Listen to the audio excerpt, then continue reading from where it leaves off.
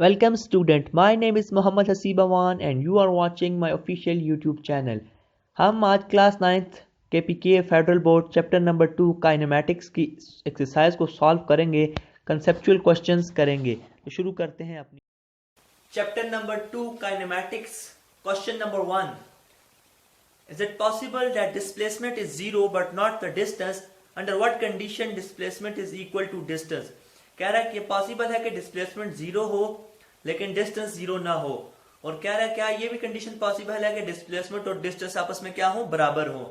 तो पहले देखते हैं डिस्टेंस है क्या। The actual path followed by the body when it moves from one point to another point called as distance. जो हकीकी रास्ता है, जो असल रास्ता है जो बॉडी फॉलो करती है, जिस पे बॉडी मूव करती है एक पॉइंट से दूसरे पॉइंट तक, उसे हम कहते हैं डिस्टेंस। ये जो फिगर मैंने बनाई है, इस फिगर में जो पाथ ए बी सी ई है, ए बी सी ई यानी ए से बी बॉडी मूव करती है, बी से सी और सी से ई, ये हमें रिप्रेजेंट करती है डिस्टेंस को।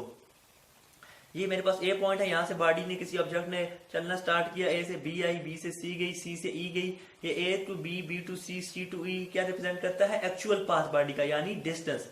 और डिस्प्लेसमेंट क्या है, the shortest possible distance between two points. दो पॉइंट्स के दरमियान जो कम से कम डिस्टेंस है, शॉर्टेस्ट डिस्टेंस है, उसे हम डिस्प्लेसमेंट कहते हैं। तो फिगर में जो पाथ ए ई है ये रिप्रेजेंट करता है डिस्प्लेसमेंट को। बॉडी ए से बी आई, बी से सी गई, सी से ई गई, ये करता है डिस्टेंस। ये सारा का सारा क्या है, डिस्टेंस। लेकिन जो शॉर्टेस्ट पॉइंट है, दो पॉइंट्स के दरमियान जो शॉर्टेस्ट डिस्टेंस है, हमें ई तक जाना है, और अगर हम ये पाथ फॉलो करके जाएंगे ई तक, तो ये डिस्टेंस है ए से B, B to C, C to E. लेकिन डायरेक्ट ए से ई जाए तो ये शॉर्टेस्ट पॉसिबल डिस्टेंस है, इसे हम डिस्प्लेसमेंट कहेंगे। इस केस में डिस्प्लेसमेंट जीरो होगी। क्या ये पॉसिबल है डिस्प्लेसमेंट जीरो हो लेकिन डिस्टेंस जीरो ना हो? हाँ जी, yes it is possible that displacement is zero but not the distance. किस वक्त? When an object moves in a circle, जब ऑब्जेक्ट सर्कल में मूव कर रहा हो, and complete its round trip and come back to its original position. जब object circle में move कर रहा हो, एक पूरी राउंड ट्रिप कंप्लीट करे, यानी ये पॉइंट ए से शुरू करके वापस पॉइंट ए पे आ जाए, तो इस केस में इसकी डिस्प्लेसमेंट जीरो होगी। लेकिन ए ही पॉइंट से बॉडी ने शुरू किया और वापस ए ही पॉइंट पे आ गई, तो इसका मतलब है शॉर्टेस्ट पॉसिबल डिस्टेंस तो कुछ ना हो। यानी देखें ए से अगर बॉडी, इसको ले लेते हैं, अगर ए से बॉडी ने स्टार्ट किया और वापस ए पर आई ये पाथ फॉलो करके, तो डिस्टेंस तो उसने ट्रेवल किया है, लेकिन दोबारा ए पर ही आ गई, कोई शॉर्टेस्ट पॉसिबल डिस्टेंस नहीं है, तो डिस्प्लेसमेंट क्या है, जीरो है। तो जब बॉडी सर्कल में मूव करेगी तो अपनी ओरिजिनल पोजीशन में वापस जब आ जाएगी, ए से फिर ए पे वापस आ जाएगी, तो उसकी डिस्प्लेसमेंट क्या होगी, जीरो होगी। लेकिन उसका जो डिस्टेंस होगा वो तो होगा, वो डिस्टेंस क्या होगा, 2 पाई आर। यानी सर्कल में जब रेडियस आर का हमारे पास जो सर्कल है उसमें जो बॉडी मूव करेगी, तो उसका जो डिस्टेंस होगा वो होगा 2 पाई आर। यानी सरकमफेरेंस ऑफ सर्कल कितनी होती है, 2 पाई आर। तो डिस्टेंस जो ऑब्जेक्ट सर्कल में ट्रेवल करेगा वो 2 पाई आर, लेकिन डिस्प्लेसमेंट जीरो। ये क्वेश्चन का पहला हिस्सा हमने बता दिया कि डिस्प्लेसमेंट जीरो होती है जबकि डिस्टेंस जीरो नहीं होता। दूसरी कंडीशन है डिस्प्लेसमेंट इक्वल टू डिस्टेंस हो सकता है, यानी डिस्प्लेसमेंट और डिस्टेंस बराबर हो सकते हैं। जी हाँ, डिस्प्लेसमेंट और डिस्टेंस बराबर हो सकते हैं if the object is moving in a straight line path. Straight path में जब ऑब्जेक्ट मूव करे तो डिस्प्लेसमेंट और डिस्टेंस इक्वल होते हैं। यानी पॉइंट ए से पॉइंट बी तक बॉडी ट्रेवल करती है इस केस में, तो ए से बी तक हमारे पास डिस्टेंस भी यही है, ए से बी तक, और ए से बी तक जो डिस्टेंस है शॉर्टेस्ट पॉसिबल डिस्टेंस भी है। इस केस में डिस्टेंस भी ए से बी तक है और डिस्प्लेसमेंट भी ए से बी तक। इसका मतलब जो डिस्टेंस ए से बी तक है यही डिस्प्लेसमेंट भी है, तो ये दोनों इक्वल है। ये है क्वेश्चन नंबर 1।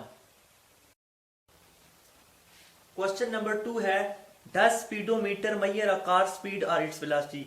कह रहा है जो स्पीडोमीटर होता है जो गाड़ियों में लगा होता है, वो कार की स्पीड को मेजर करेगा या उसकी वेलोसिटी को। पहले तो स्पीड और वेलोसिटी में डिफरेंस देखते हैं। स्पीड क्या है, the rate of change of distance is called as speed. Mathematically speed को हम लिखते हैं, स्पीड को रिप्रेजेंट करते हैं v से, डिस्टेंस को s से, so v is equal to s by t। या स्पीड को डिफाइन इस तरह भी कर सकते हैं, distance travel by the body in unit time. Distance travel by the body in unit time. Velocity क्या होती है, the rate of change of displacement.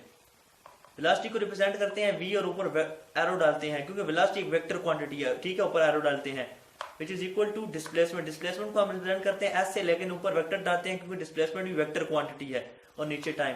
Velocity को हम इस तरह डिफाइन कर सकते हैं, displacement cover by the body in unit time. Speed को डिफाइन करते हैं, distance travel by the body in unit time. Velocity को displacement cover by the body in unit time.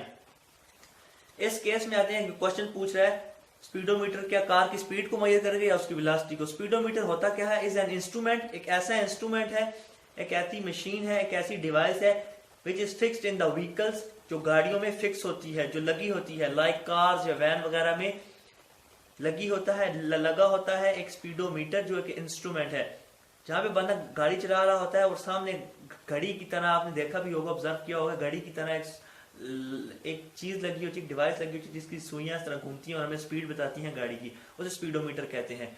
तो कह रहा है the speedometer of a car measure only the speed of a car, वो speedometer है सिर्फ और सिर्फ कार की स्पीड को मेजर करेगा। और measure only the magnitude of velocity, या सिर्फ और सिर्फ वेलोसिटी की मैग्नीट्यूड को मेजर करेगा।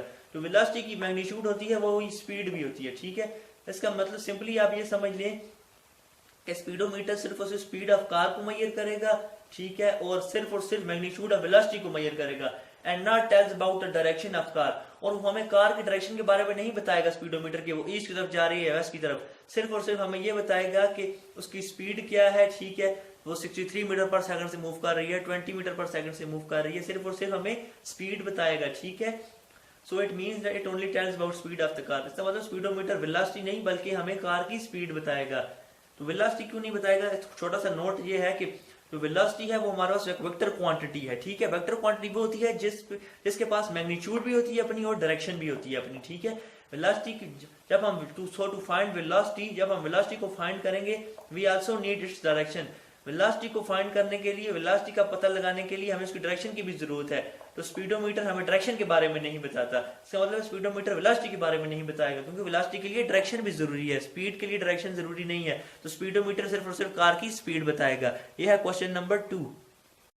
क्वेश्चन नंबर 3 है, is it possible that N object is accelerating and at rest at the same time. क्या ये पॉसिबल है कि ऑब्जेक्ट एक्सेलरेट भी कर रहा हो और रेस्ट पे भी हो, सेम टाइम में, सेम वक्त में। Yes, it is possible for object to be accelerating and at rest at same time.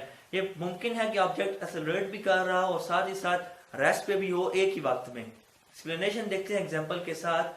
When a body is thrown upward with some velocity, अगर हम बॉडी को किसी इनिशियल वेलोसिटी के साथ ऊपर की तरफ फेंकें, यहां से हमने बॉडी को ऊपर की तरफ फेंका, then its velocity gradually decreases, तो उसकी वेलोसिटी आस्ता आस्ता जब ऊपर जाती जाएगी तो आस्ता आस्ता जब हवा के मॉलिक्यूल के साथ टकराएगी तो आस्ता आस्ता इसकी वेलोसिटी डिक्रीज होती जाएगी जैसे जैसे वो हाइट पे जाएगी, एंड रीचेस टू जीरो, और एक वक्त ऐसा आएगा जब इसकी वेलोसिटी यहाँ पे इस पॉइंट पे आके जीरो हो जाएगी, and body become at rest, और इस पॉइंट पे, जिस पॉइंट पे इसकी फाइनल वेलोसिटी यानी वीएफ जीरो हो जाएगी यहाँ पे, तो यहाँ पे इसकी वेलोसिटी जीरो हो जाएगी। तो जब वेलोसिटी जीरो हो जाएगी तो बॉडी रेस्ट पे आ जाएगी फॉर द मोमेंट। यहाँ पे जहाँ पे इसकी वेलोसिटी वीएफ जीरो है तो इस लम्हे के लिए बॉडी किस में आ जाएगी, रेस्ट पे आ जाएगी। But still body is under acceleration due to gravity, लेकिन इस पॉइंट पे भी बॉडी की एक्सेलरेशन होगी। वो कौन सी एक्सेलरेशन होगी, एक्सेलरेशन ड्यू टू ग्रेविटी, जो कि कांस्टेंट है 9.8 मीटर पर सेकंड स्क्वायर। देखिए मैं अगर अपनी पोजीशन पे रेस्ट पे भी खड़ा हूं तब भी मेरे पास एक्सेलरेशन है, वो कौन सी है, एक्सेलरेशन ड्यू टू ग्रेविटी, जो कि कांस्टेंट है 9.8 मीटर पर सेकंड स्क्वायर। अगर कोई बंदा लेटा भी हुआ है, अपनी जगह पे है, रेस्ट पे है, अपनी पोजीशन चेंज नहीं भी कर रहा, तब भी उसकी एक्सेलरेशन है जो ग्रेविटी की वजह से है, जो है 9.8 मीटर पर सेकंड स्क्वायर। तो यहाँ पे माइनस इसलिए आया क्योंकि ये जमीन की डायरेक्शन से अपोजिट मूव कर रहा था, हमने ऑब्जेक्ट ऊपर की तरफ फेंका, इसलिए minus 9.8 meter per second square. इसका मतलब है ऑब्जेक्ट उस वक्त रेस्ट पे भी होगा जब उसके at the moment velocity zero हो जाएगी, रेस्ट पे भी होगा और साथ ही साथ उसकी एक्सेलरेशन भी होगी जो कि ग्रेविटी की वजह से है। यह है क्वेश्चन नंबर 3। क्वेश्चन नंबर 4 है, can an object have zero acceleration, object की एक्सेलरेशन जीरो हो and non zero velocity at the same time. कह रहा क्या ये पॉसिबल है कि ऑब्जेक्ट की जो एक्सेलरेशन है वो जीरो हो लेकिन वेलोसिटी उसकी जीरो ना हो एक सेम टाइम पे, सेम वक्त पर। इसकी मिसाल दें। यस, ये हो सकता है कि ऑब्जेक्ट की जो एक्सेलरेशन है वो जीरो हो लेकिन उसकी वेलोसिटी जीरो ना हो एक ही वक्त में। इसकी मिसाल देखते हैं। Suppose a body moving with uniform velocity, अगर बॉडी मूव कर रही हो यूनिफॉर्म वेलोसिटी के साथ of 5 metre per second from point A to B, body किसी पॉइंट ए से किसी पॉइंट बी पे बी की तरफ मूव कर रही हो 5 मीटर पर सेकंड के साथ, तो इनिशियल वेलोसिटी बॉडी की होगी 5 metre per second at point A, जो पॉइंट ए पर। But when it reaches at point B, जब वो पॉइंट बी पे जाकर रीच करेगी अपने फाइनल पॉइंट पर, देन इट्स फाइनल वेलोसिटी, तो जिसकी फाइनल वेलोसिटी होगी वो भी सेम होगी, that is 5 metre per second at point B. तो अब जो एक्सेलरेशन होगी बॉडी की वो क्या होगी, हमें पता है एक्सेलरेशन का फार्मूला होता है del v over del t, यानी वेलोसिटी में कितनी चेंज आई है विद रिस्पेक्ट टू टाइम। तो डेल वी हमारे पास हो जाएगा v f minus v i, final velocity में से इनिशियल को माइनस करेंगे। फाइनल वेलोसिटी क्या थी पॉइंट बी पे 5 मीटर पर सेकेंड, तो ए पॉइंट पे इनिशियल वेलोसिटी थी वो भी 5 मीटर पर सेकेंड। 5 में से 5 निकालें तो 0, 0 डिवाइडेड बाय टाइम तो हमारे पास आ जाएगा 0। इसका मतलब है हमारे पास एक्सेलरेशन क्या आ गई, 0 आ गई। तो हमने ये कंक्लूड किया कि acceleration is 0 even the velocity is 5 metre per second, कि हमारे पास एक्सेलरेशन 0 आ गई, हालांकि वेलोसिटी हमारे पास कितनी थी 5 metre per second through out the path, कि हमारे पास वेलोसिटी 5 मीटर पर सेकेंड थी जब हम उस रास्ते पे सफर कर रहे थे ए से बी की तरफ, विच इज नॉन जीरो। इसका मतलब एक्सेलरेशन तो 0 हो सकती है जब वेलोसिटी नॉन जीरो हो। यह है क्वेश्चन नंबर 4। क्वेश्चन नंबर 5 है, a person standing on the roof of a building throws a rubber ball down with the velocity of 8 meter per second. What is its acceleration, magnitude and direction of ball? कह रहा है एक आदमी building के छत पर खड़ा है और एक रबड़ का बॉल, जो टेनिस का बॉल है, उसे फेंकता है किसी वेलोसिटी 8 मीटर पर सेकंड के साथ। तो बताएं उस बॉल की एक्सेलरेशन क्या होगी, उस बॉल की एक्सेलरेशन की मैग्नीट्यूड क्या होगी, यानी उसकी कितनी मिकदार होगी, और वो कौन सी डायरेक्शन में उसकी एक्सेलरेशन होगी। आंसर क्वेश्चन का है, according to the famous scientist Galileo, जो फेमस एक साइंसदान था गैलीलियो, आपने उसका नाम सुना होगा, वो कहता है ऑल बॉडीज फॉलिंग टुवर्ड्स अर्थ, वो सारी की सारी बॉडीज जो जमीन की तरफ गिरती हैं या आती हैं, with a constant acceleration of 9.8 meter per second square, कि उनकी जो एक्सेलरेशन होती है वो होती है 9.8 मीटर पर सेकंड स्क्वायर। जितनी भी बॉडी जमीन की तरफ आती हैं गिरती हैं, उनकी एक्सेलरेशन कितनी होती है, वो होती है कांस्टेंट, जो कि 9.8 मीटर पर सेकंड स्क्वायर होती है, जिसे हम ग्रेविटेशनल एक्सेलरेशन कहते हैं।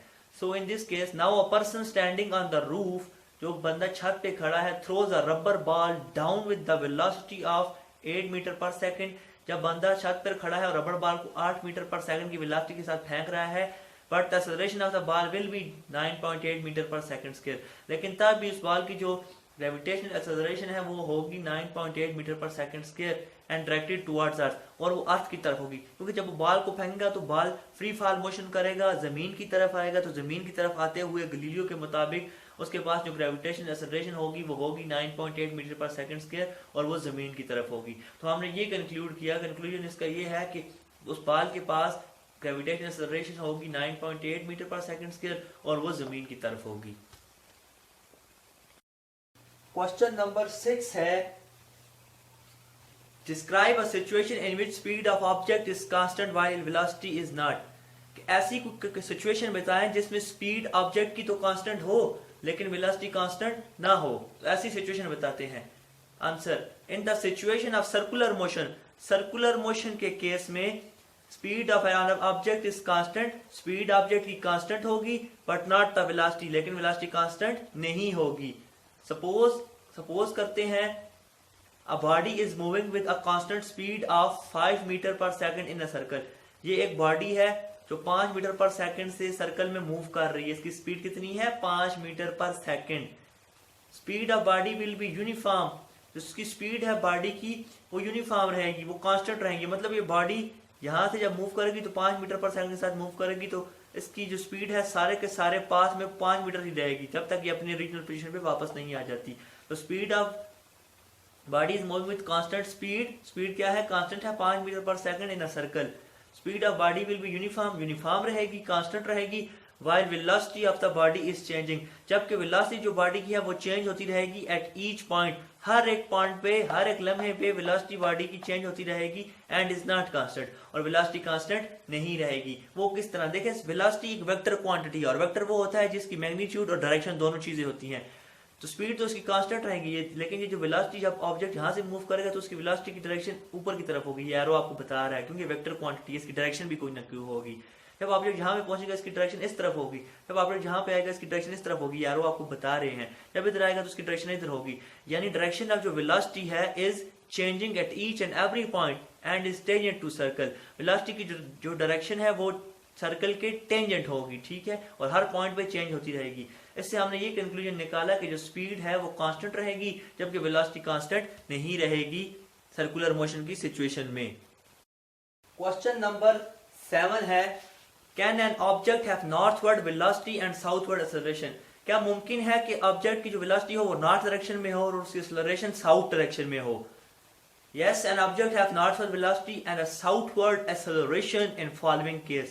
ये जो केस बताएंगे, ये जो सिचुएशन हम बयान करेंगे, इसमें ऑब्जेक्ट की वेलोसिटी नॉर्थ की तरफ है जबकि उसकी एक्सेलरेशन साउथ की तरफ है.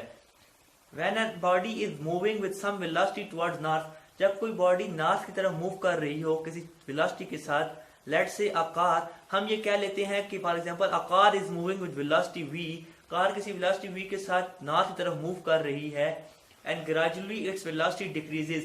ग्रेजुअली मतलब आस्ता आस्ता उसकी वेलोसिटी कम होती जा रही है. व्हेन ब्रेक्स आर अप्लाइड, जब ब्रेक्स कार को लगेंगी तो आस्ता आस्ता देखें, जब कार नॉर्थ की तरफ जा रही है किसी वेलोसिटी v के साथ, जब ब्रेक्स लगेंगी तो ग्राउंड के साथ उसके टायर कांटेक्ट में आएंगे तो उसकी वेलोसिटी आस्ता आस्ता डिक्रीज होती जाएगी.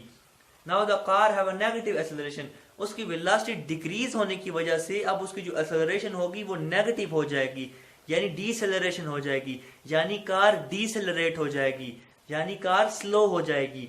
And produce in southward direction, और इसकी ये जो नेगेटिव एक्सेलरेशन होगी ये साउथ डायरेक्शन में प्रोड्यूस होगी, पीछे वाली डायरेक्शन में प्रोड्यूस होगी. कार आगे की तरफ मूव कर रही है साउथ की तरफ किसी वेलोसिटी v के साथ, जब ब्रेक्स अप्लाइड हुई कार आस्ता आस्ता स्लो हुई, उसकी वेलोसिटी डिक्रीज हुई आस्ता आस्ता, लेकिन उसकी एक्सेलरेशन साउथ की डायरेक्शन में प्रोड्यूस हुई. जो एक्सेलरेशन थी वो थी नेगेटिव एक्सेलरेशन या डीसेलरेशन. क्वेश्चन नंबर 8 है as a freely falling object speed up, what is happening to its acceleration? Does it increase, decrease or remain same? कह रहा है एक फ्रीली फॉलिंग ऑब्जेक्ट है, उसकी स्पीड इंक्रीज होती जा रही है, स्पीड अप होता जा रहा है जैसे जैसे जमीन की तरफ मूव कर रहा है, फॉल कर रहा है. What is happening to its acceleration, उसके एक्सेलरेशन के साथ क्या होगा, वो इंक्रीज होगी, डिक्रीज होगी या सेम रहेगी. उसका आंसर है when a freely falling object speed of moving towards earth its acceleration remain same, इसकी एक्सेलरेशन सेम रहेगी. इसकी क्या रीजन है? According to the great scientist Galileo, जो अजीम एक साइंसदान था गैलीलियो, उसने कहा था all bodies falling towards earth, तमाम की तमाम बॉडी जमीन की तरफ फॉल करेंगी, आएंगी, मूव करेंगी with a constant acceleration of 9.8 meter per second. जिस जमीन की तरफ जितने भी ऑब्जेक्ट मूव करेंगे, फ्री फॉल करेंगे, वो कांस्टेंट एक्सेलरेशन के साथ मूव करेंगे. ठीक है, so the objects gravitational acceleration, so वो वाला ऑब्जेक्ट जो फ्री फॉल करता हुआ आएगा तो उसकी जो ग्रेविटेशनल एक्सेलरेशन होगी नॉट इंक्रीजेस, इंक्रीज नहीं करेगी, नॉट डिक्रीजेस, डिक्रीज भी नहीं करेगी, बट रिमेन सेम, और सेम रहेगी. और कितनी होगी? 9.8 meter per second square. Question number 9 है a ball is thrown vertically upward with an initial speed of 5 meter per second. What will its speed when it returns to its own starting point? Ball को कह रहा है हम ऊपर की तरफ vertically फेंके किसी initial speed 5 metre per second के साथ, तो उसकी स्पीड क्या होगी जब वही बॉल वापस अपनी इनिशियल पोजीशन ए पे वापस आ जाए. तो when the ball is thrown vertically upward, जब हम बॉल को वर्टिकली अपवर्ड फेंकेंगे initial speed 5 metre per second के साथ, then its speed remains same, तो उसकी स्पीड जो है फाइनल स्पीड वो सेम रहेगी, 5 मीटर पर सेकंड ही रहेगी. when it returns to its starting point, जब वो अपने स्टार्टिंग पॉइंट पे वापस आएगा, लेकिन किस वक्त? but in the absence of air resistance, जब एयर रेजिस्टेंस ना हो, जब हम एयर रेजिस्टेंस को इग्नोर कर दें. यानी ये कि बॉल को जब हम वर्टिकली अपवर्ड थ्रो करेंगे किसी initial speed 5 metre per second के साथ, तो उसकी स्पीड 5 मीटर पर सेकंड ही रहेगी जब वो वापस अपने स्टार्टिंग पॉइंट ए पे आएगा, अगर तो हम एयर रेजिस्टेंस को इग्नोर कर दें या उसकी एब्सेंस में, क्योंकि प्रैक्टिकल पॉसिबल नहीं है. लेकिन बॉल जो है उसकी स्पीड 5 मीटर पर सेकंड ही रहेगी जब वो जाएगा, और जब वापस आएगा तब भी 5 ही रहेगी अगर एयर रेजिस्टेंस ना हो. तो ये हमारा चैप्टर 2 काइनेमैटिक्स खत्म हो गया. तो आगे भी इंशाल्लाह हम इस तरह की वीडियो बनाते रहेंगे. तो आप मेरे चैनल को लाइक करें, शेयर करें और स्पेशली इसे सब्सक्राइब करें, बेल के नोटिफिकेशन को प्रेस करें ताकि आने वाली वीडियोस आपको मिलती रहें. Thanks for watching. Thanks a lot.